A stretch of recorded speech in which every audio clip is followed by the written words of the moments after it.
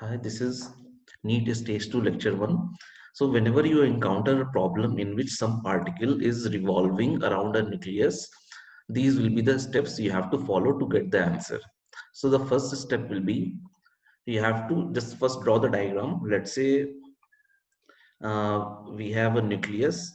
Okay, let's say the charge of nucleus is Ze, means atomic number of nucleus is Z, so charge on the nucleus will be Ze.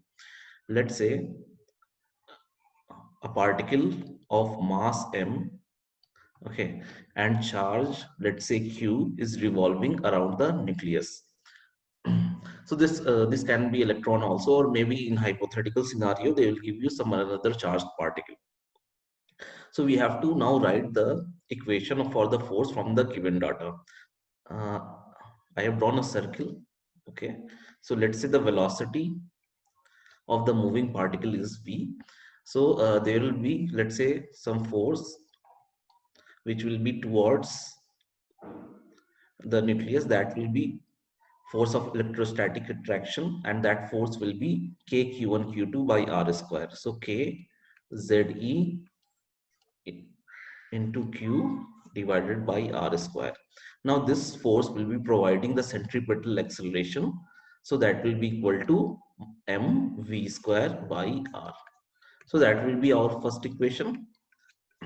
Next is you have to apply Bohr's quantization result to get the theory, to get the result.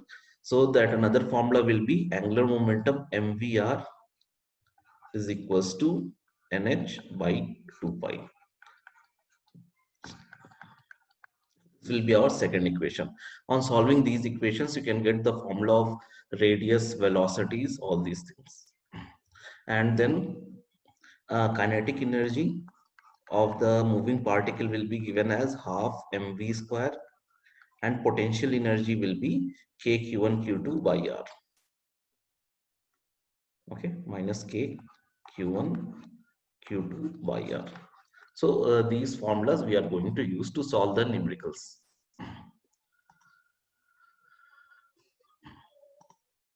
So let's solve this first example. Assume that the earth is moving in a circular orbit around the sun, and it obeys Bohr's quantization rule. Okay, what will be the radius of nth orbit? So let us draw the diagram.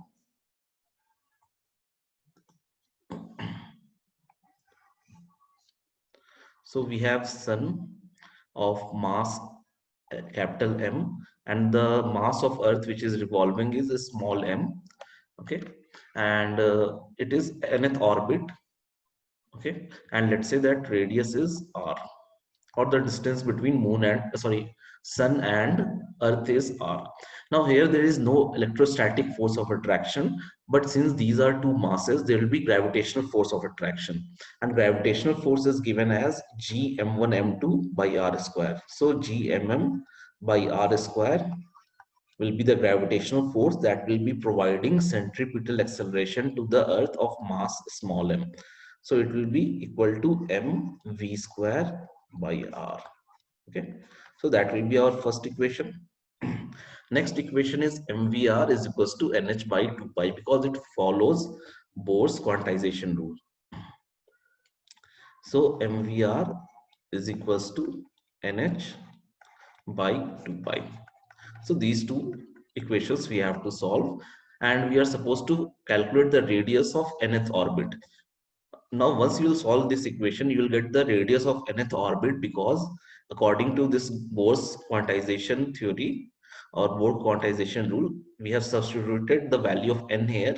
So on solving for radius, you will get answer as nth or nth orbit radius. So on solving this equation, you will get r is equals to n square h square by 4 pi square m square gm. To do that, you can calculate the value of velocity from here. So velocity will be